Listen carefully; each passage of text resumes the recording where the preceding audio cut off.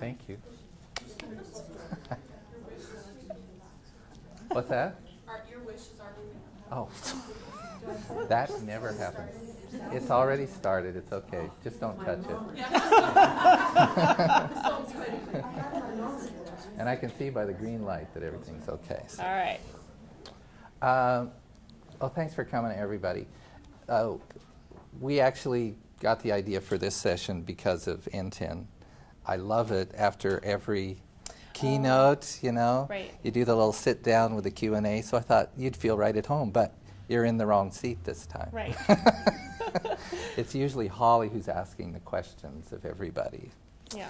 So, but what I wanted to do today, just kind of for my information and for information of everybody, was to talk a little bit about NTEN and how our relationship has started and what we've been doing with the organization, well, being a part of the organization now.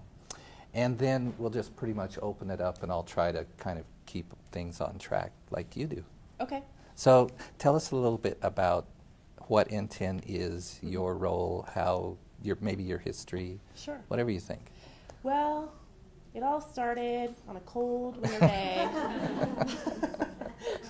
NTEN, the acronym stands for the Nonprofit Technology Network, which I think is a fairly apt description. We're a network of people. We talk about technology. Although I think it's a little off-putting for people who may not think of themselves as, technology people per se. But what we are is a community of folks that are using technology to create the social change that we want to see out in the world. And so we're a membership organization with about 8,000 folks from around the country, around the world even. Australians love us. But about 8,000 people around the world. And what's really interesting to me about the network is two things. It's really diverse in terms of the kinds of organizations that are engaged. So there are really small, tiny little, all volunteer organizations, all the way up to, the Red Cross of the USA and, YMCA of the USA. All kinds of different organizations in that term, and in terms of all the different kinds of work they do. So, for example, I was tickled pink at the last conference to have the RNC, the DNC, both there, right?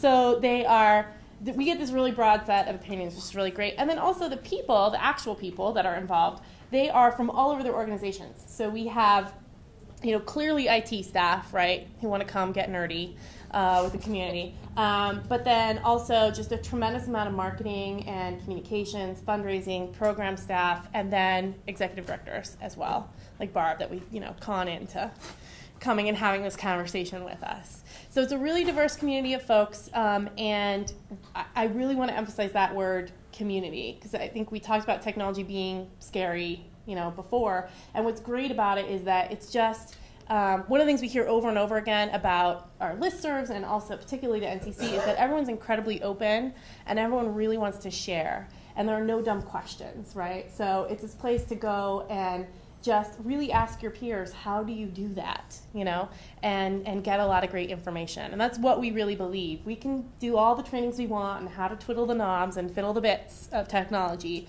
but it's those one-on-one interactions that are gonna really help you leverage these tools to create that change. Exactly. And Barb, are you going to be making an announcement at some point? Maybe. Yes, right At now the it's end? not, but you don't have to answer anything. No, about NTEN. I have to get my shirt on. Yeah. You did it this morning? About the giveaways? Well, yeah, maybe that was it. Anyway, we'll move on. Surprise for later. Yes, exactly. We went to the our first conference in 2 years ago in San Francisco, and I had been on the lists and on the website for years, and so this was the first time I had ever been able to go anywhere to actually talk to somebody that knew what I did. Uh-huh. And the guy, I actually found a clone. It was like a clone. It was a guy from Israel, and we both had exactly the same questions. Who was it? Oh, I can't remember his name. I have his card, but it was like one of those names that I can't pronounce. Okay. Okay. But we actually even looked the same. It was like. You had a doppelganger out there. So we it was this intense meeting for like 2 hours where we could ask each other the questions that we had never been able to ask anybody else. And that was before the first session even started. Right, that's awesome. You just sort of find each other. So for me, it was very incredible. And, well, Barb's already talked about it. She was traumatized, to say the least. In a good way, right? Yeah, good trauma, as I always say. So, and then our observation was that there wasn't a lot of information about disability or accessibility, and we came and talked to you about that, and you said, do a session. That's right. So we did, and this last year in Atlanta, just a few weeks ago, we did our first session to a totally different audience that we've never presented to before, but it was such a diverse group, and it's groups that we really need to be connected with. We had the ACLU in our session, we had the director of AIDS.gov, we had Adoption agencies, we had outreach agencies to underrepresented groups, to just small populations. We had the National Friends organization, a couple of religious organizations who said, you know, we don't really know about people with disabilities, and we have families in our congregations. It was an incredibly diverse group. We had a number of attorneys there who. Yes, and the first thing they say is, what's the hashtag for this session? It's like, well, let's make one up. And maybe next year we'll get, we'll get into that. We'll get to that. That would be, that's a good one to talk about because that's coming up so much. I think that's really that's really important, is that I think, getting together like this is great because you guys do work in a similar way, which means you can share your similar stories and you can really learn from and support each other. But I also think there's a lot to be said about this sort of interdisciplinary, what's this 180, you've got a 180-degree different view from me on this. How are you doing it? Is there something I can learn there? Because that's what I think the real benefit is, that, we always say that just like Soylent Green, and 10 is people. So. Exactly, and they are fun. Oh my God. Exactly. So, you guys, what would you like to hear about? And let's just say we're going to put, we'll have the cone of silence on while we're in the room. So what you say in the room stays in the room, except for the streaming. So, so I really want you to encourage you to, I'm not a technologist, I'm an English major, and, there is no question that we can do something in life. Lots and lots of stuff. Yeah. So I think it would be great for you guys to I really want you to feel like there isn't a dumb question, really, honestly. And so just ask anything about anything, and I'm happy to answer. This is your free-for-all time. My question is more to the group, and I think a while ago there was an email that went out about who's doing what for your library, which program. We looked at an in-house thing, and then that was one of our first introductions to cloud, and we're being encouraged to go with the cloud for a library database thing. And what do you guys? Has anyone doing something fabulous that you love and is easy? And I should have just called virtual bookshelf. Yeah, we're trying. That's really bad, so everybody can plant. We're trying virtual bookshelf, and actually I just tried it. I always try everything as a personal before I put families together on it, because then I only have to do 25 books instead of several hundred. Are you pretty happy with that? Yeah, it can link to our Facebook page, but we don't have very many Facebook followers, so we're still trying to fill figuring out that gap, and can you link it to your web page, and I'm really not So what all, can you maybe go into a little more detail on what it does? It's nice because you can just type in the ISNB number and then it has a picture of the book and the title and the author, so you're not having to input all. That's what appealed the most to me. Yeah. And we've had requests for those pictures. People are, they like Amazon.com now, so. Yeah. Exactly. Yeah. So, really the inputting is rather quick and a volunteer can do it. Just give you the blurb. Yeah, a little narrative, Yeah. like a 1 or 2 sentence narrative. But there's still questions about how you can tie it to the other tools in your. The whole thing is that right now it's just out there, and we can only link it to our Facebook page, and everybody knows our webpage, and so Right. we're trying to figure out a way Yeah. to build the back door or whatever to get it on our webpage, so they can just click there and it takes them to it. Well, and part of my question is not only that, so that people can have access to it, but organizationally, you know, I want to be able to scan it in, Right. scan it out, Yeah. send it out, Yeah. then have a readout that says this person has this book on this day. Well, here's what's happening. I sort of know way too much about this stuff. And maybe this isn't the time to do it. No, this is it's totally perfect. okay. This is perfect. We actually got a grant through the state library to catalog and put online all of our holdings, which includes a full system.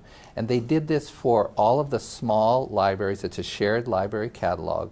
And there's literally hundreds of libraries within the catalog. You can search your library or everybody's library. So there's school libraries, community libraries, and it's gotten so popular that Billings actually County Library, which is the largest library, well, community library in the state, just converted to the system. So you can literally see if any other libraries have those same holdings, but it's the whole system. It's check in, check out, totally on the cloud, and the cost is nothing virtually. It's a few $100s a year for the membership and then for the subscriptions to some of the services.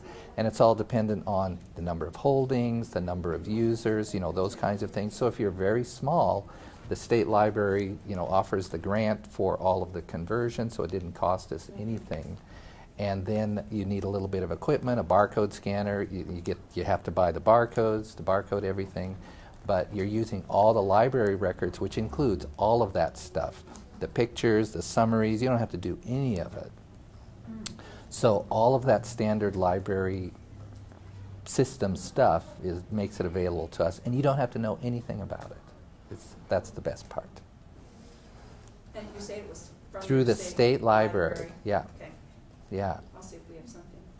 Yeah, I just can't imagine that they're not doing something similar everywhere, especially in the, you know, our states, our smaller So for states. someone like this who's already using the virtual bookshelf, how would that be an advantage, or how does that solve her problem trying to get that link to it? Well, that's why I Because only it's- turned 25. Yeah, That's why I do Right. everything. Because you're just testing. Yeah. yeah, And- exactly. And if we can't figure out a way to link it, then I would use it. Yeah, you've got a full web page that you can design, you know, put your logo on, and you can embed it or link it right in, plus all new holdings, news feeds, everything is built right in there. It's very cool. Is anyone using anything else?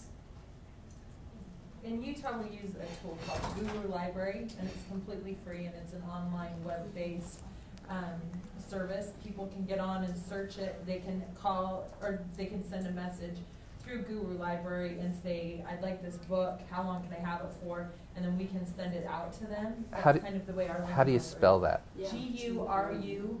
Guru. Guru. Yeah. Got I, it. I think it's gurulib.com, and it's, like I say, it's a free service and it's the same thing. You type in the ISBN number, it pulls everything up, and actually even on some of them, it does pull up like the description that's on the cover of the book or something like that too. So it does all of that. One of the things that we do at the Parent Center is if people want to borrow one of our books or any kind of the media, people leave a check for the value of it, and then when they return the Oh, right. book, Okay. we give them their check, because then that's kind of Our insurance. return rate is almost perfect now. Yeah. Yeah. Because Used to there lose are a some, lot. and there are some books and things that you just can't get anymore. Right. So that's kind of how we've been doing that. We don't have a barcode system. We used to have a librarian on our staff, and she did some categorizing and things like that for us. But you can get on and search by topic or title, and we can bring it up in our office. If someone calls and says, do you have this book? We can just search really quick and say, we do, it's checked out. We can put you on a list and contact you when it's done. Is that a free service? It is, yeah. Who's And they're, maintaining it? Because, I mean, somebody's. well, and they're in some phases too, Yeah. rolling out to link with social networking sites too. I mean, they're kind of catching up with some of that as well. So there are paid services. I mean, there's kind of the basic entry level, and then there's the premium Google So they do have some library. paid versions that are some supporting paid it. Okay. options Okay. that are Yeah. doing that. How So- does that work? Yeah. Somehow. And the reason, we do it, one of our staff members used it for her, I mean, she has hundreds of books, and she found this tool and turned us onto it. And There it is. it's a really, really great, easy, very, very easy to use and navigate. You can pull up all of your videos on one page, all of your books on one. It's really worked well for us. It's a link to our website. Not yet. It's not linked to the website yet. It's coming. Katie's on the trail. I have a kind of a question. Sure. We're investing in some software it's an e-learning suite. Uh-huh. It does kind of an interactive PowerPoint kind of a thing for online applications, but I'm fairly comfortable in PowerPoint. I can do a lot of bells and whistles there, but this goes way beyond what you can do in the normal thing. And we're interested in most of the families we work with, but even the professionals, everybody's so busy. I don't know if it's the internet or what it is, but it seems like we're all fatigued from all the information coming in, and so people don't really always want to take a workshop or a class. That sounds too heavy. It sounds like too much of a time commitment. So we're interested in crafting, maybe the right word, some learning opportunities that feel comfortable, that create that sense of belonging, and that you can take and leave what you want and need. And I'm wondering if anybody else is playing with any of those kinds of The things. age of Walmart. What you want, when you want it. When you want it, When you yeah. don't even know that you need it. want it or need it, yeah. And there's that Right. whole part too. So is anyone doing any e-learning? We're just developing something, and I can't even think of the name of the training that we got from the Alliance, which is a compilation of law and the IEP. And that's in 16 sections. And we're having a professional narrator narrate the sections, but it's going to be indexed and broken down so people can just go view what they want to view, any one of those sections, which the whole thing would take 3 hours. Mhm. You know, if you started at the beginning and ended. But then what we're doing is he's going to narrate the training in each of the 16 sections, and then those of us at the office who are parents are going to interject little vignettes so that the voices change, and there's going to be musical interludes, and it's going to be, so you can go in and you want to learn about transition, so you just go to the transition section. You don't have to go through the whole thing, but it's all there and will be available, to families who do want to sit down and watch it from beginning to end, or view it. So that's something we're just in the process of doing right now. And we're not sure how it's going to turn out or how successful it will be, but. So do you have some goals? Do you I'm have sorry? goals for the project? I Have you set some goals for the project? How will you know if it was successful? Well, we will be able to measure it and see, Mhm. and then we're going to have an evaluation attached for each of the sections. So that For the families to fill out to see if they learned what they need to learn? Right, Okay, right. great. Yeah? I think some of us have done webinars and different things, but we had a separate funding source for a year to do. On our website, we have 4 modules about the IEP process and an overview in Spanish, 4 modules on transition and an overview in Spanish, and then 3 webinars on each of those on topics related to those areas. we learned a lot in doing it. That our videographers right there that helped us with it. We use PowerPoint slides in it. It's our trainers presenting our PTI staff. It's not intended to be a stuffy canned anything. It's our trainers talking and presenting information. They're all open captioned. So we learned a lot. That was our first foray into that, but we are getting some traffic related to that. We're actually in a rebuild of our website, and a big marketing push will happen related to that. But it's even being hosted off-site, and so a number of things like that. But we're really pleased with our first efforts, at least. We learned some things that will help us in the next opportunity. We've applied for some money again to do the same kind of online resource for families on Section 504 and some related to autism. So, and one of those will have vignettes in it too, real life. This was the issue I had, and this is how I addressed it, kind of things related to autism. So, as you're saying that kind of stuff, the other person over here that talked about what they were doing, and you know, I'm also struggling with, I don't want to reinvent the wheel, and I can't compete fast enough with the other players that have more resources and more time to develop things. So how do you weigh, you know, should you still, what's the niche? what is our niche as a parent center really, and how do you, should you just like try to keep up with the latest good thing and say, oh, I want that for our families in our state, and use your presence there to market that, or is that our role? Or do we have a unique piece that we offer individually within our state that we should be tweaking? I don't have the answers. I have 1,000 DVDs. I sent you. Because we also made DVD copies, because some families in some areas of our state don't have really reliable internet access. And so we did, you know, handbooks that go with them too, and also have DVD copies of those. So. Yeah, I mean, I actually think technology is this really great place actually to think about collaboration when you're trying to answer that question. Does my program add value? We're doing this add value, right? Or is it out there somewhere else? Well, if someone else already has these videos or has this content, it's a great opportunity to say, listen, I need to get this content out to my parents. How can we work together so that I can use your content with my folks? You know, is there a way for us to collaborate where I can offer these on my website, you know, in some way? Link away. Yeah, exactly. I mean, you know, so it's a really great way to do some really light collaboration and not reinvent the wheel. And the other thing I think is really interesting about these kinds of projects is that it's, you know, what you're doing is it's educationally focused, right? This is about helping people understand the issue, but because you're putting the vignettes in,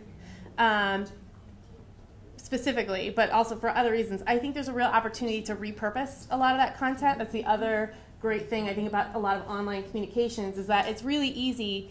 You know, if you write a book, right, it's really hard to say, like, you know, those 4 paragraphs, those were awesome. I'm going to pluck those out of the book and start distributing those 4 paragraphs in this other context, right? But with this video stuff, it's really easy to say, you know, here's this 2.5 minutes that not only is really instructional, right, in this context, but is incredibly inspiring, and I'm going to use that, you know, as a fundraising video, or I'm going to use that as a marketing video, or whatever it is. So there's, I think, an opportunity to take that content and extend its life also, make it smaller so that it works in the social media context, right, or whatever it is. Well, and we had thought we're not going to change the message that you know, we have it all, but there are some Nebraska-specific things. So we're going to just include, you know, when you get to page 13, section 6, in Nebraska, this is how we're doing it. So that if another state were using that, they just would have to change one screen. Right. You know, to make it Utah specific. Do we have a common library across the Alliance or across the PTAC of the different online media tools and toolkits that we've all developed individually? That we, you know, or do we have to go to every single website and research it? Barb? The National PTAC has the library and resources that they've created. And there is a new website that's been created called the Portal. It's gonna be launched at the mega conference. And I think through it, it's gonna be a way to link to the other parent centers' websites. I don't think there's a. There's not a common wiki or a library or something where you can. There isn't a common one right now.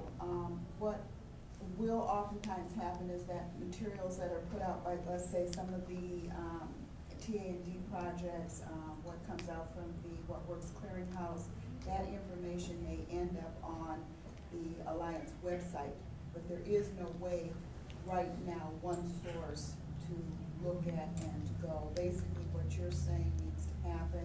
If you know that Terry has something, you go to her website. Right, and then yeah. I'm just And so thinking there's in an nothing- aha moment here. Yeah. That it would Well, I be can. nice if, just like you put Yeah. your virtual libraries on the library, it would be nice as parent centers if we could input our own stuff and then it would be up there and I didn't have to search, 50 some odd websites when I'm looking for something. As Right. Barb was mentioning, there is an initiative front, and there is a portal that's going to be coming out that actually will have all the links to the different RP tags. All the information will be up there, and eventually there is the hope that there will be this portal, which will allow a much easier way for everyone to connect with each other's We talked information. about that yesterday, didn't we? Yeah, I just Maybe want not the portal, but yeah. even that network, you can search within those now. Right, exactly. But I just want to tell you about a tool. There are other tools that are out there, little free tech tools, and there's many of them called Delicious and Digo, because this is just what our staff does. Anytime we find a tool, a resource that is useful, that our staff thinks that will be useful for other people within our little network, then we can bookmark it on it's basically shared bookmarking. But we also, anything that's not on the, maybe it's a resource that's electronic, but it's not on a website or it's not in a good place to find things, we'll post it in one of our feeds, and then we can do a shared bookmark. But the beauty of these systems is, because it's a social bookmarking system, is that it can be across the whole network. You can see what people at Pluck are finding useful. So it's all public, so that you can see exactly what kind of resources we're sharing. But then you can also vote on those resources. The ones that everybody finds really good rise to the top. Okay? Plus you can comment on them. Plus you can even highlight parts of the website or even make comments right on the website. So if you're using the system, you go to a website, you can see if anybody else in the network has bookmarked it, said something about it, and what, rated it as to how good it is. So that's where you can harness the power of the network to find those resources, so you're not depending on a hierarchy of a vetting system or whatever. Which is great, and the reason why I think that tools like Delicious, and we can talk about those or explain them a little bit too. But Right. one of the things that's great about it is, Did you give the name of it yet? yeah. Yes. And if you turn the projector on, I can even show it. Yeah, we'll have It's hard to explain. Yeah, without it's a kind of visual. hard to explain. But what's great? So what I often see about organizations like yours that are networks, right, that want to share resources across the network, is they spend a lot of time and money and they build this sort of central place for people to put stuff, but people don't go to that place in their normal day, right? It's not part of your workflow, right? So nobody ever puts anything in it, right? Or it gets old. People do for like the first 3 months and then they forget about it and all the resources get old, right? So this idea of the central repository is really antithetical to how we actually work, right? What's great about the social web is that the tools are built into the places we already are, our web browsers, for example, and it allows us to do this work in a distributed way, and then easily aggregate all of those resources that have been tagged. So we're creating the portal anew each time, right, when we need to go look at it. So it's in real time. It's constantly being So updated. I can do this. Yeah, over go for here. it. We don't Can need you- this. Bringing that up, My technical consultant back here tells me that on our hosting site for our videos, those are capacity that's already built into that. Yeah, price. the training videos we do, we've got 2 different sections. Each section has at the bottom, it's got Delicious, it's got Dig, Cool. and it's got a tweet on it. Yeah, there you go. See? Yeah. Do that. Didn't even know. You see, it's There like you go. see it everywhere. It's like, what is that stuff? Well, this is what it is. I assume I'm connected to the interwebs, but no, Did you ever connect? I did. Oh, there we go. Okay, you should be fine This is so then. pokey. All right. So this is Delicious. How many of you guys are familiar with the concept of a tag? A couple of you. Okay. A little bit. An Okay. internet tag. An internet tag. So almost every social networking kind of site that you see or social media site that you see, YouTube, right? Delicious, blog posts. How many of you guys have a blog? Right? A few of you. Okay. So almost every piece of content that is created on the internet, when you create it, it'll have a little space that says, what are the tags you want to assign to this? And it's basically keywords, right? What is the keyword? What are the keywords associated with this content? Am I going to sign in? I'm not going to sign in. I don't have to. No, you can. And so we use you this can all just- around. We use this all around the web. Delicious uses this tagging concept to tag pieces of digital data that are out there for your own, most immediately for your own personal use. How many of you guys use your favorites bar on your browser? Okay. So it's like that, but instead of being embedded into your browser, it's this website. And there's a couple of reasons why that's important. One, no matter what computer you're on, you have access to your favorites now because they're not stuck on your browser, right? Your favorites are saved to your browser. But if you're anywhere else now, you can get to your favorites. The other thing that's powerful, and this is where it really comes into play, is that because it's on the web, you can choose to make it public, and that makes it accessible by the network, not just you. So what is the tag that you use, Roger? We actually don't use Delicious. So. Oh, okay, so that won't be Sorry. helpful. Okay, so let me think. What are some of the keywords? Autism. Autism. Okay. Do that one. What do you use, Roger? We use Diigo. Okay. Diigo. Okay. Everyone would have to be on the same system for this to work. So Diigo would be fine, but oh no, because you could build. No, you just can use build an it. RSS reader. Exactly. Anyway. You can build it back and forth. So here in Delicious, I just looked up the word autism. And you can see over here, I've got this part that shows me how often this tag has been used, which is just sort of interesting. But what's even more interesting, down here, this is everything that people have tagged autism. Zach browser, very good. So it might rise to the top in terms of popularity, but you still have to be judicious in knowing what site you're getting at and how to Well, get that exactly. It's information. just like anything else on the internet. Right. Exactly. So if I, let me see if I can sign in quickly. Just to show you how to tag something. If these are not my credentials, then I will quit trying to do this. There we go. Phew. So what's the Pluck URL? Pluck.org. Okay, that's what I thought. So I come to this site. I think it's really useful. What's great is I can go into Delicious and I can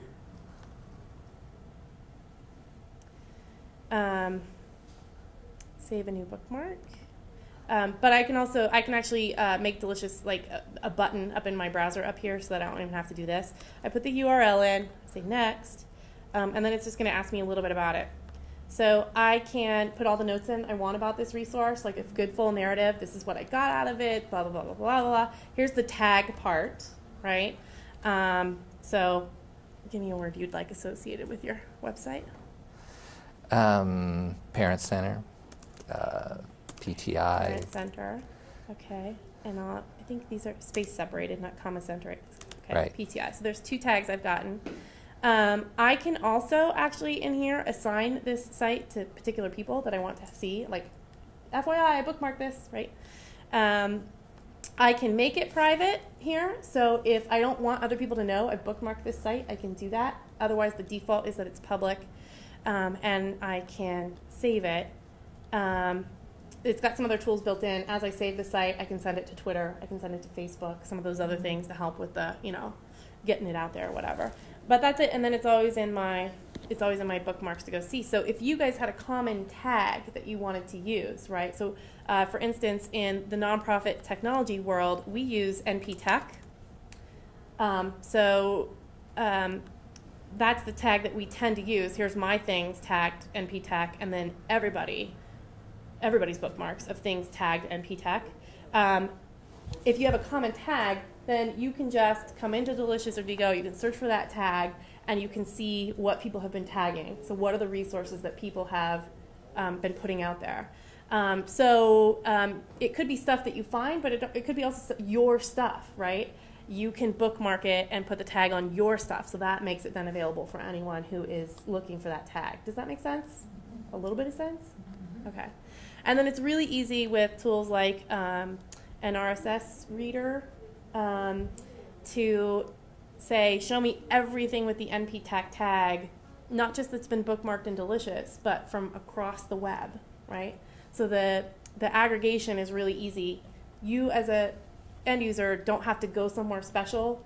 You know, you can use these tools that are integrated into your browser, so it makes it part of your workflow and easy for people to identify what belongs in that pot, right? And then you'd only have to worry about the pot when you want to go there. You go create the pot anew each time, and it's constantly filled with all the stuff that people are putting into it. Does that make sense? Is it, and the tags categorize it? Exactly. Yeah. The tags are like the categories, the file folders, Right. The subjects in the library catalog. Right. But it's more than that. It's a way of classifying too, so that you can see where it's coming from, who it's coming from, so you can add those kinds of tags, and what it is. So it's kind of both things. You can be very creative with it. So this is my RSS reader, for example, and you can see that I search on Technorati for things tagged NP Tech. This is the Google blog search for things tagged NP Tech. This is the Delicious things tagged NP Tech, right? So in here, I can just keep a constant scan on things that are tagged NP Tech and are valuable to me as I try to run my organization and keep up with my knowledge of what's going on in my field. Does that make sense? Yeah. What is that? Is that just your Google site? That's NetVibes. This is NetVibes. There are lots of other kinds of readers that you can use. This one is really good, though. I like the way it was set up. I think in boxes. It's very easy to set up. What I like about this is it's my start page when I start my browser. And again, I'm really about making sure that when you're using technology, it's not the extra thing that you have to do, but it's part of your work process, right? So this is my homepage when I come here every morning, and I can check on my Portland weather, which invariably is cloudy, so I don't even know why I have that widget. But I have my weather widget. I have all the little things that I need to get to very frequently, saved up over here. And this is my morning scan, right? What's going on in the world of NP Tech? I can check that right-hand column. And what's great about it too is that I can see the things. I can see what's going on. I don't have to read it all, right? I can be like, been there, done that, or not interested, or whatever. But at least I have a scan of what's going on. Or I can see, oh my God, everyone's talking about the Facebook privacy settings. What happened while I was on an airplane? That kind of a thing. And I like NetVibes. You can do this with folders in Google Reader or in other readers, but I like the tabs in NetVibes. So I have pages for all the sort of different areas I need to keep on top of: social media, marketing communications, general IT staff, mobile, all that kinds of stuff. And then I also have, because again, I want to make sure this is part of my workflow and I'm going to keep using this tool, I have the Holly tab, which is partly my vanity tab. I'm keeping track of what people are saying about me and NTED. But I also have celebrity gossip in here. So I keep on top of that, right? So anyway, that's one of the ways. So again, all of this content over here, it's about the network creating it, right? And I am just creating the pot rather than having to go somewhere to go get all this stuff. Yeah, and another thing that you can do, because we don't have those tags out there yet, what we've done is we've set up Google Alerts, which is a feed that you can set up any kind of a search. So we have searches just for our name, Pluck, or Parents Let's Unite for Kids, or Montana Disability, all of those kinds of searches, and it comes through exactly the same way. It sets up a feed. You can view it every day. There's always stuff that you can see what's going on out there specific to what you're doing. So it's just another way to do it. And I just wanted to show you, Barb, what you missed at the after party this year. Oh, God, let's see it. Oh, you can't really see him that well. The Coca-Cola polar bear.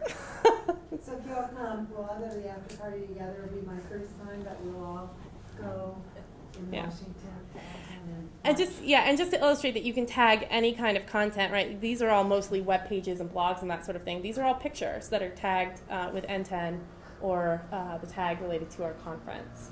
You can also I could have a block for videos, we don't really have that many, but I could. So you can do all kinds of different content. So what this strikes me is on Ed Granger, on his diagram. If we were going to create a database and put all of our things in, we would be at the bottom foundational level, which would require inputting and require resources.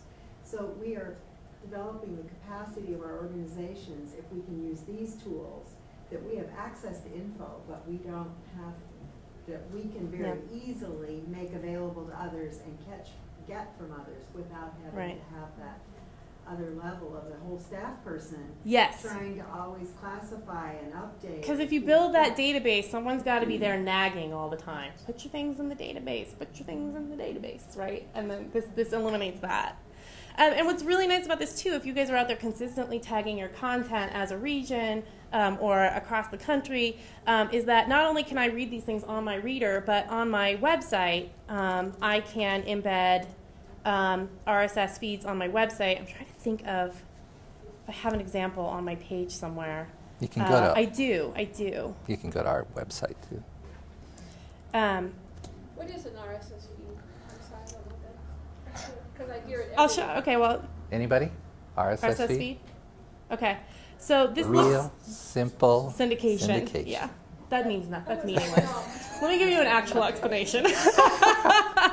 So, so this page on our website is job listings, okay? And it looks really funny right now because of the ratio that my screen is at, but it usually displays nicer. This is job listings.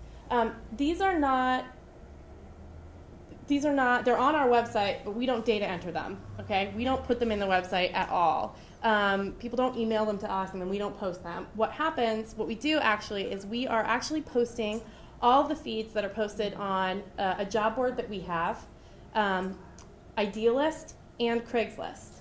And what we look for is any of those posts that have keywords around nonprofits and technology. And then we pull them onto our site via RSS so that we don't have to do any of the data entry, but we're giving the community the benefit of that broad set of resources that's already out there. So when you, so RSS is basically a way of publishing things so that other people can grab that content and reuse it or repurpose it, okay? So like when I'm looking at my reader, I'm just grabbing the headline here, right? It's pulling the headline out of Delicious or off the New York Times, if this were a New York Times box, or off the blog that I had here, right? It's just pulling the headline and displaying that headline to me. And if I click further into it, then I get some more details. So it's pulling off of the Delicious site and displaying to me through my reader. On our website, we're pulling this data in off of those websites and displaying this data on our website. And again, if I click through, I'll get the more full details. I think our clicks actually take us to the source. Do they? No, they take us to this. And then you can go get to the source. So all this data, we didn't data enter any of it. We were able to pull it off of other people's websites and display it here. Yeah? So are you saying that you can do RSS feeds by keyword, not just by source? Source. Right. So even within a source, because I have forgotten to go into, I just realized I haven't gone to Google Reader for a long time. So I probably have these long lists of RSS feeds because I've pulled in a specific website. But you could do just a keyword without necessarily going just that website. Mm-hmm. Or is it a keyword within a website? It's keyword. It can be keyword across websites. Okay, so here I just did a search for autism in the New York Times, and if I take this URL, usually you'll see Chrome. I'm using Chrome today, and usually you'll see over here in this part of your browser, there'll be a little icon, a little orange icon, usually with little lines like this. That usually indicates that there's a feed on that page that you can grab. Chrome doesn't display that. I don't know why. Because they're jerks? I don't know. But if I am... Google's everywhere. Be careful. I know.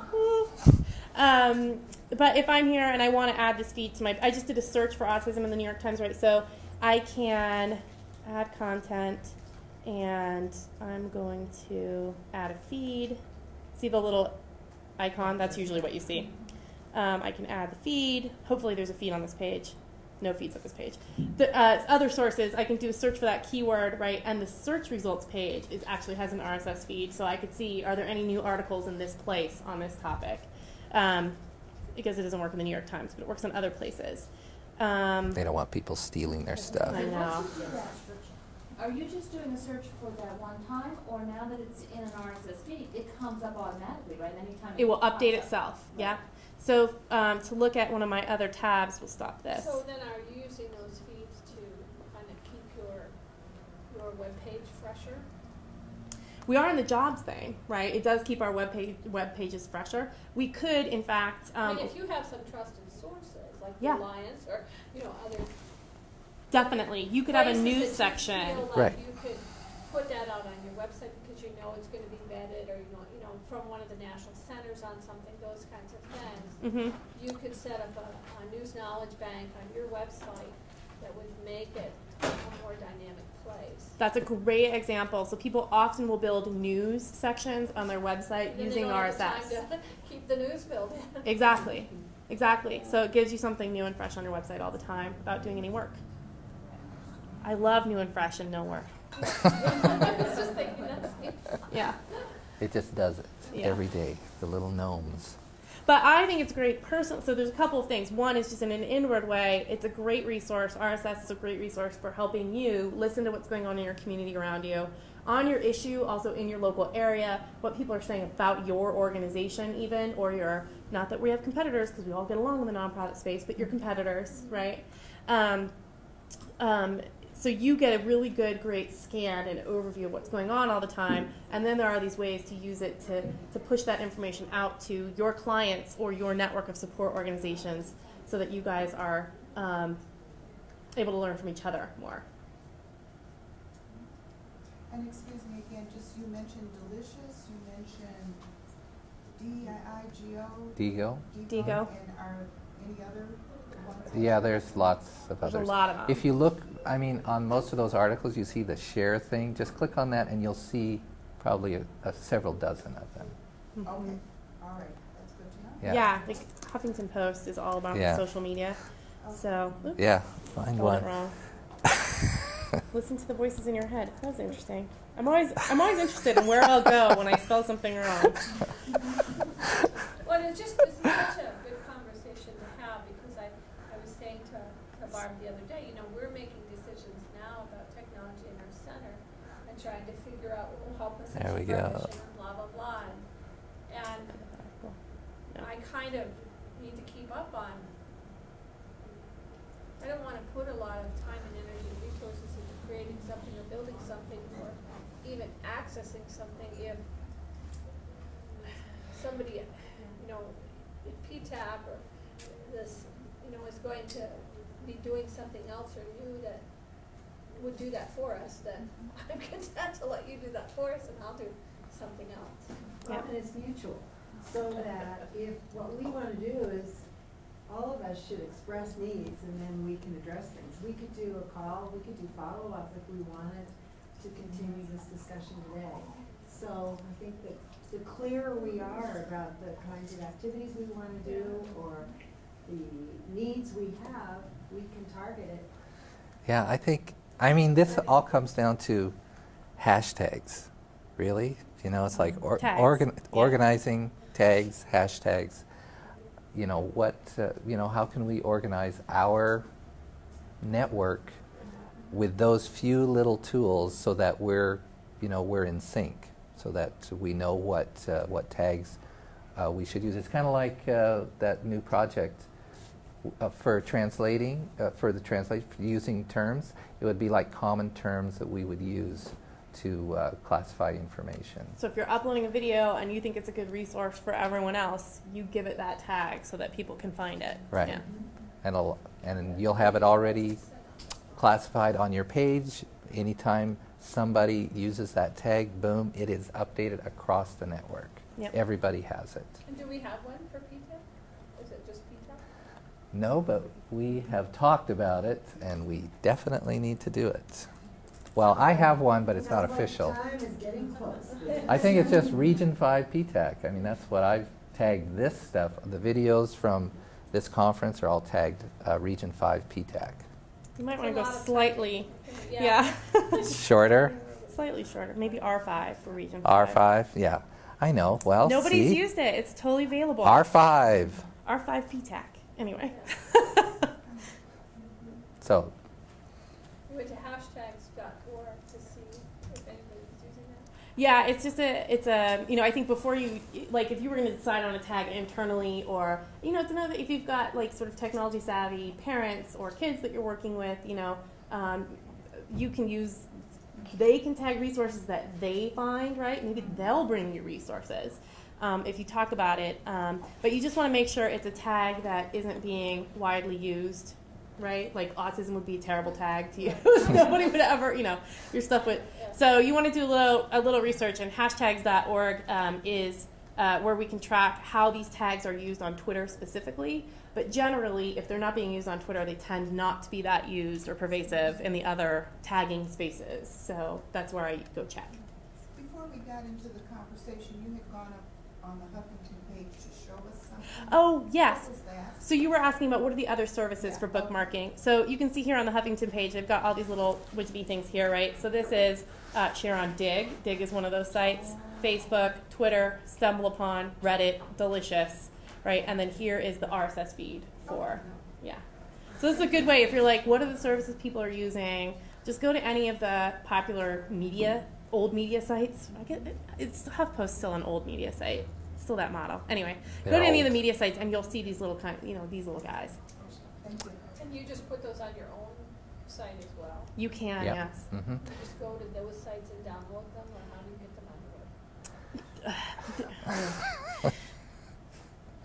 This will require further assistance, this answer. I'm saying we Yeah, can do that later, no. but I don't mean to dominate. I have lots of questions, so the I'll shut up. services, the service is free and available, and it's very easy to set up, but Yeah. it does take a little. All the services usually do have a place where Katie you will can get check it out. Yeah. I'm all over it. Katie's Yeah. all over it. What else have you guys been struggling with or thinking about? Does Department of Ed have any commonality with Department of Ed stuff? Anything yet? What? Did I? Say the question again. I'm not really following. Does the Department of Ed have a tag? Oh, God, no. Okay. No, Well, we're in just the dark checking. ages. Well, you never know. See, and this is a Okay. great tool for you. You can watch out what everyone's doing, right? With an RSS reader, you can Oh, have. that's enough. The systems of control. What do you mean by Department of Ed doesn't have a tag? Because there isn't, I have an RSS feed from the Department of Ed. Yeah, Yeah. that's different.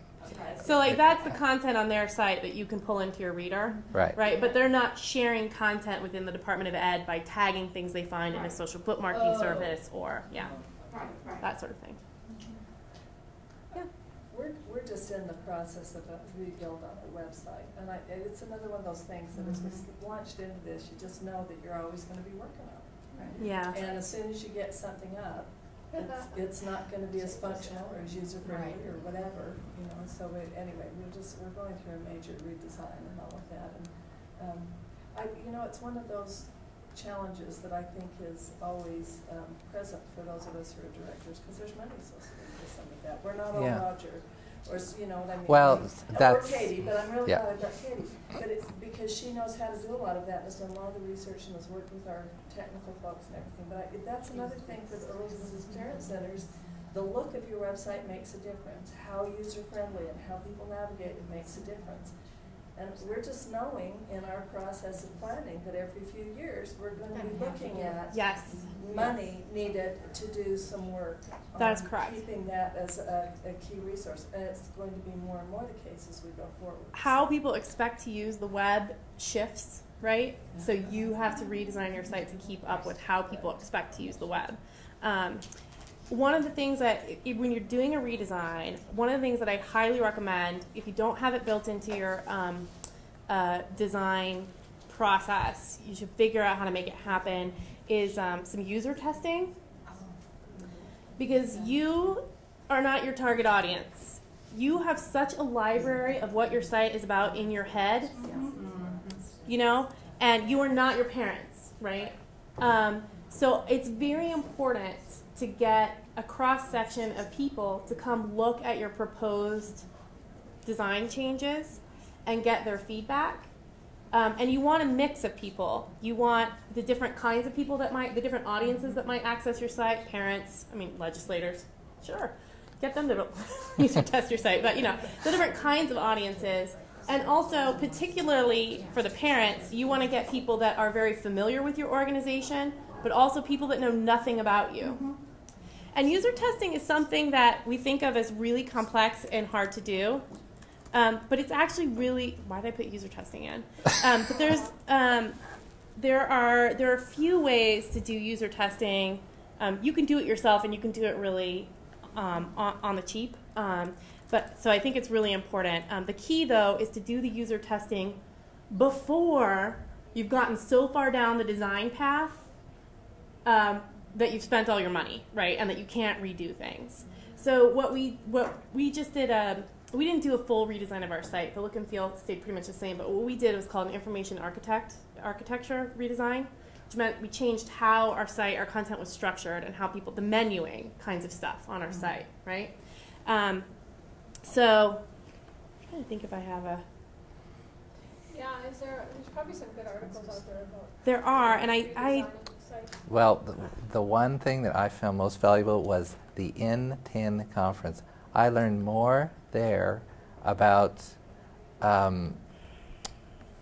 usability of websites, which is a huge topic. You know, you can have accessible websites that are totally unusable. Right. Okay? So usability comes first. And some of the testing that can be done is incredibly interesting. Some of the sites actually track eye movement on it's very interesting. What do people look at? Here we are. And got it? Yeah. Cool. So just and you guys have great stuff. So this is so because we just went through the process. Whenever we do a technology project in house, we try to document it, you know, and all the stuff that the stupid things we did, as well as the good stuff that happened. Yes, failing informative. Failing informative, yeah. Wireframe testing. So I got a little thing on our site that I recorded in a hotel room. I think I'm actually wearing my pajamas. About how to do wireframe testing, which is what you want to do. Rather than putting your whole design out there with all the pretty colors on it and everything, what you want to start with is basically the wireframe of just the menus and how they work. And all you need to do in the do I really want to play this? I don't know. Well, I'm kind of long-winded because I didn't do a script for this video. But it's 9 minutes. I know, right? I ramble on for the first 10. But all you really want to do is you know, get that wireframe set up. If you're doing really simple. Okay, hang on. See if I can get to a part where I actually start to move the mouse. Yeah, here we go. Basically what you do, and you can see right here, I'm showing you here, is you build a version of your site that just looks like this. You can see this looks like nothing like my site. It just has the navigational elements. And then what you do is you build a question set. So your first time user to the site, show me how you would find the state standards for blah, blah, blah. Show me how you would find resources for parenting. How would you find a book that you're looking for and want to check out? So you go through the common things that people want to do on your site and that you want them to do on your site. How would you give us money? Right? You come up with those questions and then you watch them do it. Okay, and there's some it's fantastic. You get amazing feedback. And not only do you watch them do it, you ask them to articulate the process as they go along. So we would ask someone, how would you find a webinar recording, right? And we would get someone to do that testing, and as they were going through it, they go, well, you know, I guess it's under webinars, but it's an older one. Okay, I see the list of new ones, but, you know, and you would hear where they'd stop and get lost. Right there, you know that you've got a fix. They would also say, like, other random stuff, like, while they were user testing, which would be really interesting stuff about, like, our messaging and whatnot, which would be really interesting. And how did you get their input? How do we get their input? So for us, we were actually at a conference that a lot of our membership also attends. So we had a colleague that had a booth, and they let us set up a table, and we just snared them as they were walking through. And it might be, you know, your parents who come into the center, like, you want to check out a book, you got to leave a check, and you're going to have to do a 5-minute user test, right? And that's all it would really take. And we'd have them walk through like 5 or 10 scenarios. We used a particular piece of software that it didn't track their eyeball movements because we weren't going to get that crazy. We don't have that much time, right? But what it did do was follow their mouse around the screen. So not only could we hear their hesitations in their narrative as they were looking for stuff, but we could see where their mouse was like, I don't know where to go, you know. And that really has been helpful. We had some goals. We wanted to increase the time on site, and we wanted to increase the number of pages consumed per visit, right? And those things have skyrocketed since we did the redesign, but we found significant problems when we did the wire testing. We reordered significantly after we did this wireframe testing. So that's something that I think we really want to invest in. We want it to look pretty, we want it to be functional, but where you think things should go is not where your public thinks things should go. And this is the only way to find out. One of the things that I would have wanted to do for years is at one of our regional or national meetings have an entire morning session on all of us just putting up our websites and walking through them and saying, here's where this is on this, and this is why we put it here, and this is why we didn't, and this is what we heard, and this is the problem that we had, this is what the accessibility piece is. Mm-hmm. Wouldn't that be fun? That and us, as PTIs, would show each other what we've learned on all of this sort of a resource. Because then, you know, we've all learned a lot and messed up a lot. And it just would be fun to say, oh, I love that. What did you learn about it? Or why did you do that over there? Or what'd you do? As long as we remember that what worked for your parents won't necessarily work Right. for someone else's. Yeah. It makes you Raises think the that question. Well, it's the question. Yeah, exactly. Yeah. Right. Because You I, get fresh ideas out. you know, until Yeah. we started jumping into it, I had no idea. I just went to other sites and sent it to my graphic designer and said, I like that page. Yeah. I like that page. And then she would say, you can't, you know, this is why we can't do it that way. Yeah. But I learned a lot, Right. as did she. Right. Right. So, Another thing that we did purposefully in the process is that we're doing it so that it can be maintained in-house, Yeah. that we don't have to have the programmers do it. So I think that's whether very it's important. Yeah. hosting things, we'll be able to do that now. Yes. Where before, we actually wrested controlling a lot of that back from our folks, just because it's like, I can't afford to pay you that much to Yeah. post a document. Or the So, time delays, yeah, You so- want someone who want it up. That's something Yeah. that a lot of us didn't even know that you could even ask to do that. We just, Yes. because Most. Katie keeps learning, that will be a major feature of the new one. We can put the stuff up that needs to go up. We don't necessarily have to have someone Right. else do that. Katie, do you know what content management system they're using? WordPress. WordPress. Oh, great. Okay. It's amazing Yeah. too. One of the things that we did as kind of a beginning to some field testing is I just did a brief overview with our board of directors. We kind of have what our homepage is going to look like, and I just went in and did a 10-minute presentation to our board, just showing them this is what this homepage looks like, and just talked through some of the functionality that we're looking at. Mm-hmm. And it was amazing the feedback that I got back from those guys. Yeah. And the questions that they were asking. You said this, what does that mean? How will I find out more about it? That was a really simple way to get some feedback from people that know about what we do. Yeah. But it's not ready for hands-on field testing yet, but it was really simple. And I mean, I left with a list of things to look into Yeah. on how to Share improve with the everyone site. as you go through the process. Get as much feedback as possible. Absolutely. Yeah. It was great. So Holly, what is content management systems? Right. People are asking, could you tell me the best content management system? There is no the best. I I know. Those are questions we hear. Yeah, so What does that mean? content management system. So the old way, in the olden days, back in the 90s, of websites, right? Back in the olden days of websites, you had a server for your website, and every page was a HTML page that someone had to know HTML, and they would write the page, and then they would put it on the server, and then people could see it, right? That's the olden day way. These days, we have content management systems, which is software that basically is a database for web pages. Okay, that's essentially what it is. So, for example, if I want to post a blog entry on my site now, and of course these controls are not viewable to the general public, I'm logged into my content management system. If I want to post a blog page on my site, I basically get a database form, right? I've got a title, I've got a track, I've got a topic. Topics are tags in my content management system language. And then here's the place where I can write my blog post, and I get these nice little whizzy, what you see is what you get editors, right? I can insert pictures, I can make things bold and purple, whatever I want. And then I can submit it, and voila, I end up with a blog post. And what this means is that anyone, even very non-technical people, can create content for the website. You don't have to have technical expertise to make this work. Now, I will say we have a fail-safe in place, both because I'm typo-prone and a little bit of a moron sometimes. So when I actually post content, it's held in a queue, and our communications person has to review it before it can go public. Right, so the content management system is essentially a database to run your website off of, so that anyone can, just fill out. If you can fill out a form field, you can make content on the website.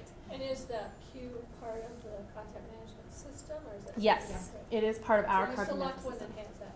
Yeah, so I can show you a little bit. So on the content side, these are the different kinds of content that I can create. And what instrument are you using? Ours is Drupal. It's an open source content management system. WordPress is also open source. Joomla is another open source one that goes out there. But there's plenty of also, not open source content management systems that are really great for people too. So there's a lot of different options. And what is key to look at is not just how easy it is to post, but what are the administrative features you're going to need? Do you need queuing, right? How many authors are you going to have? Do you need multiple people who can approve multiple posts? Do you need to say Jane can only approve posts for, Joe, Billy, and Bob? Those kinds of things, as well as extended functionality. More and more content management systems include lots of other kinds of features, like web-based surveys, some social networking kinds of tools, right? They have a lot of other kinds of functionality now. And so if you're looking for tool sets in those particular kinds of areas, you can find them in different kinds of content management systems too. But you can see on the admin side, those are the site settings. If I go to content review, I am an admin. I forced them to let me be able to publish my own posts if I wanted to. But I can see all of the latest things that have been put up, and then you can see if they have been, published or not, right? So we come into the queue and we can say, okay, that looks good. I'm going to go ahead and, publish it live, right? And I should probably actually look at it first, but I can review what it was and then I can publish it, right? So it's a really nice. Again, it wrests the control of the website away from someone else, puts it back in your hands. You probably still are going to be working with someone over time to do updates to your content management system, right? And make sure you've got all the bells and whistles turned on the right way so that you're using the tools the way you want to use them. And you're certainly going to work with a graphic designer, but on a day-to-day basis, your website's yours. Well, once they get all those templates and pieces in place, and you can really just feed the content, which is what you're interested in. Yep, exactly. Yeah. So you had mentioned earlier a membership organization, so anyone, essentially can join the organization. You also mentioned the fact that, it attracts people, executive directors, IT people, everything like that. Barb and Roger have begun to kind of talk about the benefits of membership. Are there other benefits that, because we've talked about a national conference, are there other benefits? I mean, 'cause to me, it just seems like. Oh, there you go. Go for it. There's a couple things. So first of all, we have to serve the entire nonprofit sector. So everything we do is accessible whether you're a member or not. What membership is basically, we have sort of a public radio version of membership, right? Which is you're underwriting the work that we do so that we can put it out to the whole field. But in reward for that, we try to give you some extra perks. So a couple things. We do the annual conference. I think it's a great place to just get the buzz, right? And you'll just take in a lot of stuff, and it's great to meet people and connect with colleagues. We also do a series of online trainings throughout the year, and the topics really vary. We'll talk about virtualization and cloud computing, but we'll talk about I love saying multivariate testing on your web pages, right? But we'll do like really basic things, how to launch your first email campaign, right? So we do webinars throughout the year, and we also do research. Those are members only? They're not members only, so anyone can attend them. They are cheaper if you are a member. And then we have research and reports as well. So we do a few key pieces every year. One of them is that IT staffing and spending survey that I mentioned. It's just a good chance to sort of get some benchmarks and think about where you are versus your peers. And then we also do a community survey that answers some similar kinds of questions. What's the community doing well at? What are they concerned about? We do a benchmarks report for online communications every year with M&R Strategic Services, where we look at what's the average email open rate for a newsletter or an advocacy email or a fundraising appeal, right? So that, again, so you can benchmark yourself and see, like, you know, this is where I am. Mostly people love it because they can take it to your EDs, but they could take it to their EDs and be like, see, we need more money. And then another great report we do is a social networking report. What social networks, either public like Facebook and LinkedIn, or private, you know, what social networks are organizations using? What are they getting out of it, right? So we do a lot of reports throughout the year as well. And we have a monthly newsletter, which is Brett, our guy who writes it, hilarious, I think, fair to say. Oh, yeah. Okay. It's a brilliant writer. If you're an English person, you read, it's like, this is so good. Yeah, he's good. And there's always a cat video. Yes. That's my charge for the newsletter every month. Is to write the introduction and provide the cat video. Which we use. Do you? Mm-hmm. All right. We put it at the end of some of our interviews that we have a cable channel. Put the cat video at the end. All right, good. People love those. That. Yeah, man, you can't get enough of cat videos. Well, because we did this like mock study with M&R one year about which would get the better response rate, cats, dogs, or seals. And cats won, right? So we were like, well, we jokingly were like, well, we got to put cats in everything we do now. So We have books in our library that are designed to share with brothers and sisters about, you know, all cats have Asperger's, and it's all cats have this, all cats have that. Hilarious. And it takes through all the cat pictures, but it describes it in kind of a less scary. yeah, Yes, and we didn't write them, but there's a whole series out there. yeah. That's actually applicable. If you send out an email with a picture of a cat, man, I guarantee you, your click-through rate would skyrocket. Just saying. Just saying. So you got the affiliates, you got, you know, Oh, all of the yeah. networking piece. Yeah, and we have the That's cool. network. We have lots of networking opportunities. We have listservs, so you know if you have that question, you can ask someone. They're going to get you an answer. We have a little bit of some local meetups as well. Yeah. Affinity groups. Yeah, the affinity groups are the listservs. Yeah. You know, we have partners who have an online community that they've created in our state using something called Big Tent. Uh-huh. And they've worked really hard for like 2 years to get a lot of users in our state signed up for that, and they still only have about 100 parents. So as we look at you know, getting into the current thing and Facebook and all of that kind of stuff, I think there are marketing pieces that go along with that, you know, marketing savvy and technique about how to do that, but are there technology pieces that you should be thinking about as you learn to do some of these things, you know, to really take maximum advantage and really make them help you reach your mission? Not just to have them because everybody's having them, but to... Exactly. What's the tech side of that question? Well, Big Ten is actually, I think, is the best. I mean, for our groups, because they have so much assistance and they give you so much training. I mean, they have so much training available, and they coach you along the way. So the first time that you ever do it, it actually really is good at stepping you through. So that's a good model. I mean, but any of the tools will work. Did you want to add something, Carmen? I wanted to go back a little bit. Okay. The discussion about the websites, I mean, I think I've seen a lot of the Parent Centers websites, and I think most Parent Centers fall into the same trap, which a lot of other organizations fall, which is they organize their websites according to organizational structure. Right. Or according to the way in which they think about their organization. And Right. in the internal reviews, people who already know the organization. And it becomes frustrating to find information on because it sort of requires that you have an organizational knowledge in order to find things. Yep. And so I can't emphasize enough the need to think about who's going to be using your website. There may be parts of your website that you have blocked off for staff to use, and it's going to be internal, which you can then organize in an organizational manner because everybody will know that.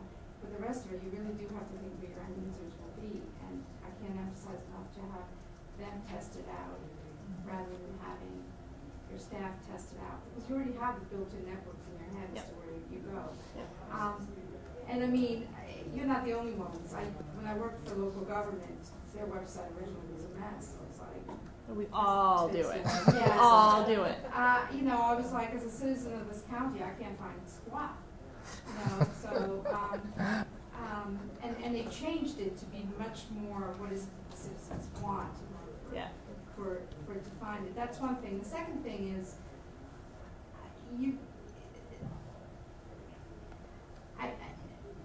I love hearing Roger, and I love Roger, and I love his project, but I think we can get really caught up in the shiny new toy, where we really forget, again, what is the purpose of this? And there's a lot of fundamental questions that you as a PTI have to sort of sort through first of all before you make any of these jumps to other things. One of the things is in using social media, you have to be prepared for the fact that anybody can comment and how you're going to control that social media, considering you have an obligation to us as the Department of Education that you give out correct information. I mean, that is your obligation to give out correct information that's correct according to both federal and your local statutes and regulations. So you really, the hard part isn't finding the tech stuff. That's not the hard part, and I think that's why, you know, Roger's enthusiasm shows because it's out there, it's free, it's easy. Once you get the hang of it, it's like anything else. It's like learning how to swim. You know, once you know, you swim. But I think the hard part is going back and answering those very, very fundamental questions, and then planning and keeping in line with that mission in those fundamental questions. I think that's where the rub is, and we haven't begun to do that change in the way in which we think about that technology, just like we haven't really begun to do the change of saying a website is for the end user and not for your organization. So that's my caveat. And for the directors, in the director's session, we'll talk a little bit more about the technology supplement, because that really is the heart of that supplement, is how do we help you do planning with your mission and your purposes in mind, and still be able to be on Facebook and Twitter and do everything you can do in order to reach families and still maintain the integrity to your mission and your obligations to your funders. So, sorry, I didn't mean to preach. I just No. No, that's what we need to hear. We need to know. Say thanks, Carmen, because a few years ago, what we heard about websites were, do you have your PTI page up? And so I think that Parent Centers in that day felt like you had to have a page for your PTI project, a page for this project, a page for this, totally driven by our organization and funding needs, which inhibits the very thing. So I think the fact that you as project officers, when you look at websites now, can look to see that we do have the essence and it's designed to meet users' needs. It's a big step, and that's great to hear. That doesn't undermine, that doesn't negate the fact that if I do tell you that you have to put in the required wording about how you're funded, that still has to be there, so. Right. That doesn't Yeah. undo that. But it doesn't have to be boring and rigid to meet Right. that requirement. Go. I think, was your hand too far? I was just gonna say, that's one of the things, actually, Jenny and I will spend our summer doing, because building the site is one thing, but we really have to review and want to review everything that's on it, and what are we missing? We know that there's a lot of content that's really important to us, that is just what she's talking about. So, for me, that's the hardest part. It's It is the going- hardest. we're gonna have It to takes so spend a long. lot of time and be very thoughtful about it. And we're into the branding too. We want it to look good for not only our organization, but those who fund us and all those things. So it's, the hardest thing for me is most of us want it all yesterday and know that our lives don't look that way. So if I had my way, it would all be up and running like last year, but it takes so long to build it and then to go through that process. Sometimes I bring our website up and I just feel discouraged because I know what the opportunities are. Well, let's But remember you too. just gotta do what you can do as you can do it. We think of technology as this thing that like goes like this, goes like this, goes like this, and sort of in like the grand scheme of things, right? From the time of the dinosaurs till now, it does, right? The rate of change is much faster technologically now than it ever has been before. I have this great graph. If I can find it, I'll pull it up. But it just shows the rate of technological change from the wheel until now, and we get this point basically where we hit a man on the moon, and it's like zoop, right, straight up. So we feel like it changes so fast that we can't keep up. At the same time, it's taken several years for Facebook to be of this magnitude, for it to really matter. So, you don't have to implement it tomorrow to make it work. Give yourself a little bit of time, right, to think about it and do it right and make sure it's the right fit for your organization. We don't have to feel so pressured by the time thing. Larry, do you have I do, and I really appreciate what Carmen just said about it, because I'm sitting here thinking about all this stuff, and I'm thinking, I've got a guy I can assign to do that, to figure that out. And he'll bring me along at my own pace. However, I'm sitting here thinking of my immediate need. And my immediate need is to figure out how to get a line into the office so that we can do these web conferencing items without it breaking down. We have a cable line and all that, but everything's on it. So like when we have a meeting on that line, we are cut in and out and off and on all the time. So I got to make up my mind then. Do I just, instead of trying to do it on the web, do I travel 150 miles to attend the damn meeting? Right. And so, so when I think about this, the biggest help I could get today is to figure out how do I get past $500 a damn month for this line from the cable company? That's my immediate need. Right. So it's like we do a lot of work with poor families. Mm-hmm. We know that if we don't meet their immediate need, whether it's food on the table or whatever, they're not going to be able to hear us. Right. So I'm having a hard time hearing it because I'm thinking like, that's $6,000 a year Right. for this thing. Will it save me that kind of Well, will it? huh? Will it? Well, if I can figure out how to get past the $500 a month, it will. I think that happens a lot, right? Where we hear $500 a month and we get sticker shock, and we kind of like lose our meatballs, so to speak. Phrase I use with my 5-year-old. I was like, don't lose your meatballs. I don't know why. I don't know where it comes from. Anyway, like we just get that sticker shock and think to ourselves, that's just ridiculous, right? Ridiculous. Highway robbery style ridiculous. And it may be highway style robbery ridiculous. But we have to think about not just that $500 a month for the next 12 months, that's $6,000. We have to think about the long-term cost over several years. And you do have to do that ROI calculation, right? Where it's, okay, so if the alternative is traveling, how many trips would I be making a month? What does that cost me? Do I save my $500 right there? And that, but is that also is that going to sustain itself? Am I going to be doing work in this model that way for a year, 2 years, 3 years, so that it would continue to make sense? And then the last thing is, maybe it makes sense for the short term. What is the cost of switching if this doesn't work anymore? If the $500 a month suddenly becomes not worth it, can I turn it off and go back to what I was doing and rethink it, right? So there's that ROI calculation you need to do about the long term, and then we also have to think about the cost of being able to leave. That's something whenever you're making an investment in like a content management system or a database or anything else is, what if I decide I don't like this in 2 years? What's it going to take to get out? And those are important. That's a very important question to ask. How do I leave this tool when I decide I can't do it anymore? Is that even helpful, Larry? No. Well, it's not. You got to do the math, though. But I do the math every day, and I see healthcare's gone up, travel's gone up, Yeah. price of gas has gone up, the rent's gone up, the utilities has gone up, and so then $500 a month, $12,000, all this has gone up. So who do I let go in order to do that? Because the travel is not going to be as bad as letting somebody go in order to do this. So I mean, it is a balance. Yeah. You know, I'm looking for the answer. Oh, well, if you will do this, you will save $500 a month. Right. That's what I'm looking for. Right. So is there a cheaper online webinar Joyce that has a really works question thing? for that. Oh, sorry. Have we been ignoring Joyce? All right. Oh, go Joyce. I've heard a provocative statement that we have sort of paid attention to, and with regard to social network, that the Facebook is really to drive people to your website, and that's the primary and appropriate purpose for the use of Facebook. Would you comment on that? Okie dokie.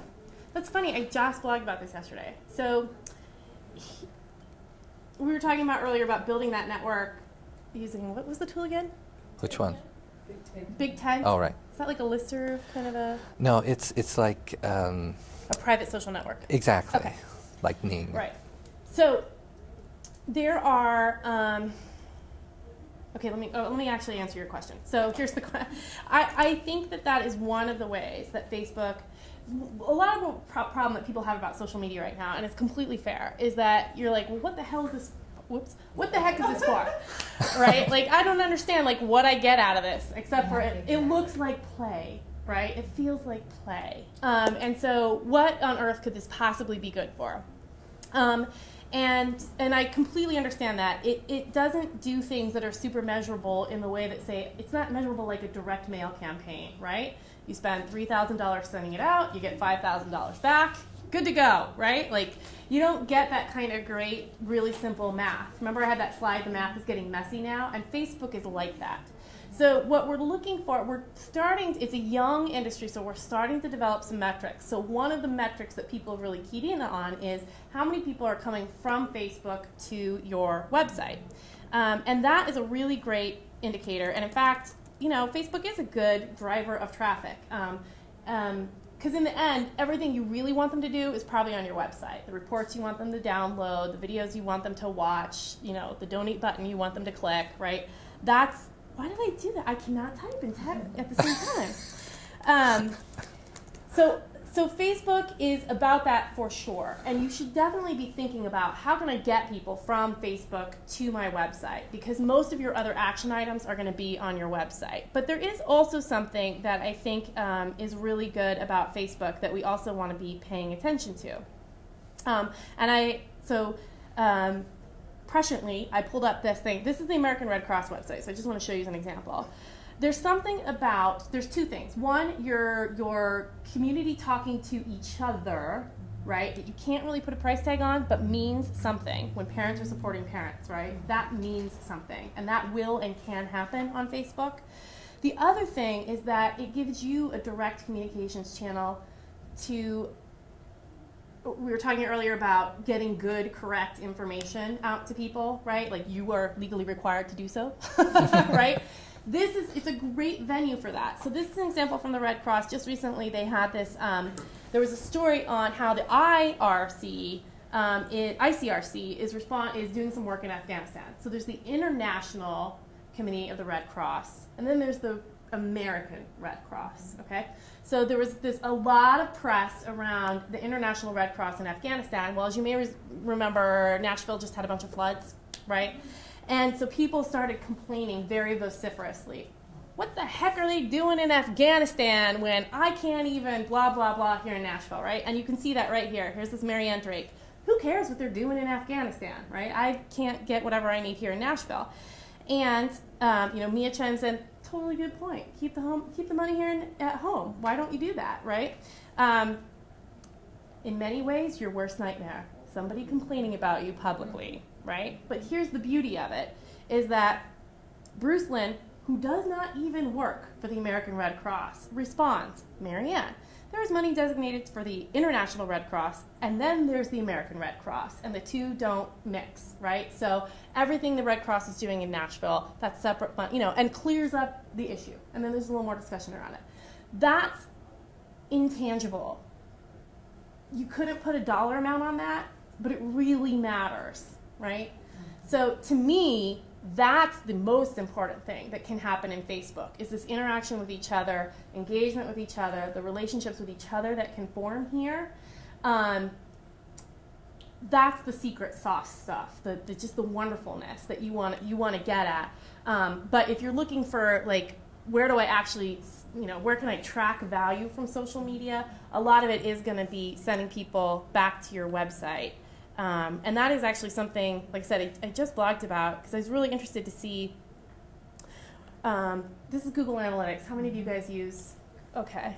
So Google Analytics just helps me understand, what's going on my website. And I'm going to go look at traffic sources. So here I can just get sort of an overview. Search engines here is about 38% of my traffic. I guarantee you 2 years ago it was about 75%. All right. Referring sites is where social media is going to fall in. These are places that are linking to my organization.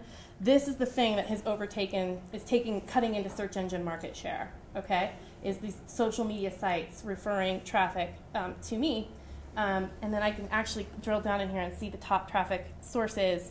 So Google, far and away, is always at the top.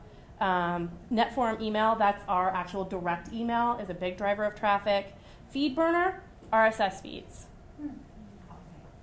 That is the 4th biggest driver of traffic to our site in this time period, right? Okay.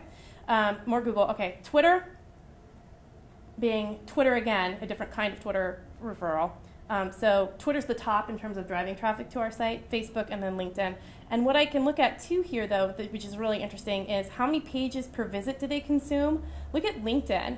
3.04 pages per visit versus Facebook, 1.92. Time on site, 4 minutes, 11 seconds for LinkedIn, 1 minute, 34 seconds for Facebook, right?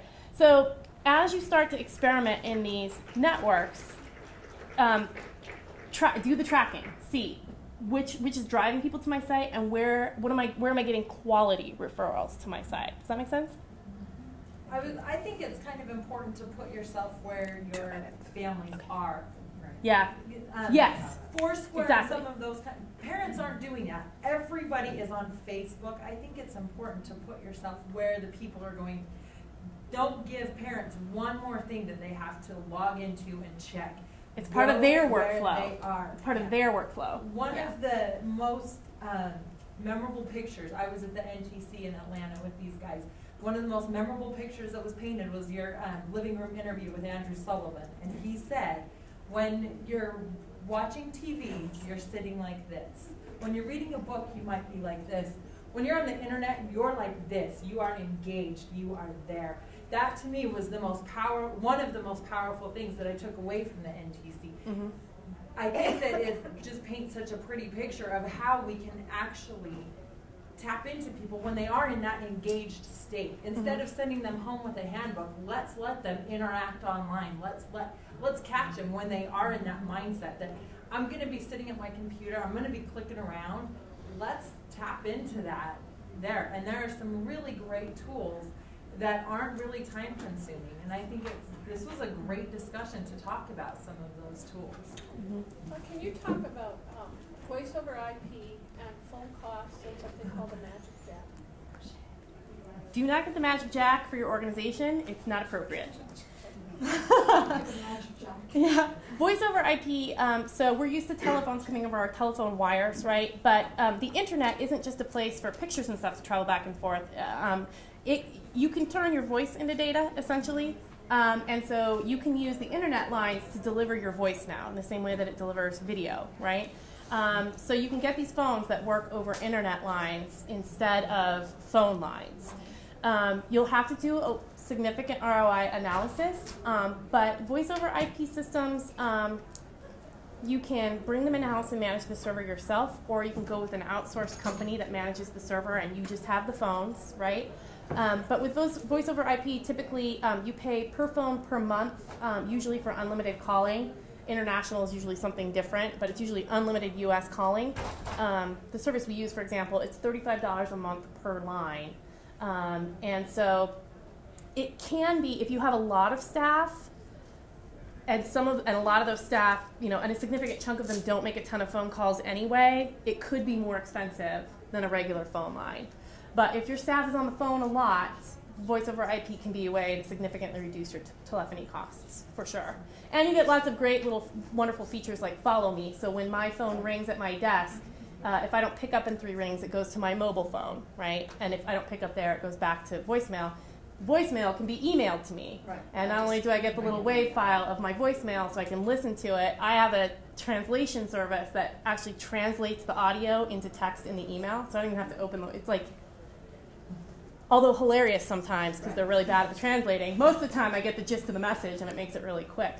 So it turns your telephone into data in all these really cool ways, on top of the fact that it can be less expensive. But on top of the $35 a month cost, you're going to need more bandwidth. Right. So and there's the upfront cost of switching over to new phones. Yeah. Because you have to have digital phones instead of the old, the old. Yeah, and it's usually about like $150 a phone to get started, that sort of thing. But we can talk to, because we just did it last year. We just did it too. Okay. And there's good and bad. So It far. was 2 months to work out the wrinkles. It was tough. Yeah. We didn't have that many wrinkles, but we're still So are the costs? I think the cost is saving about. All right. Okay. Okay. Thank you, everyone. There we go. Easy.